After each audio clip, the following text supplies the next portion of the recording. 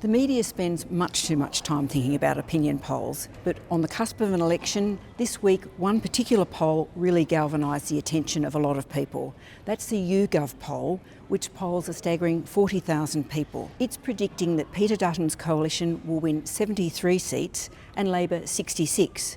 The problem with that, though, is you need 76 seats to govern in your own right, and that means that it'll be the independents who decide who's going to form the next government. There are a total of 35 independent candidates running in this election, and they're all backed by the Climate 200 group, which gives them a lot of resources.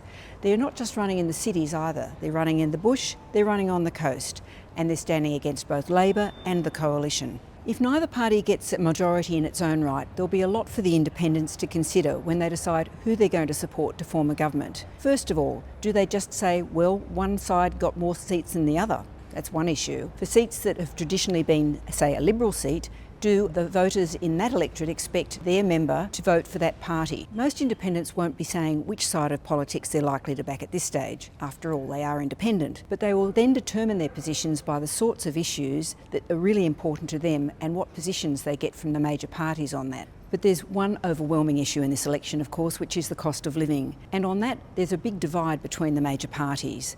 Labor is expected to announce new cost of living relief measures out of the budget to help people. The coalition is making a virtue of not offering that. They argue that all that spending increases inflation and that keeps interest rates higher.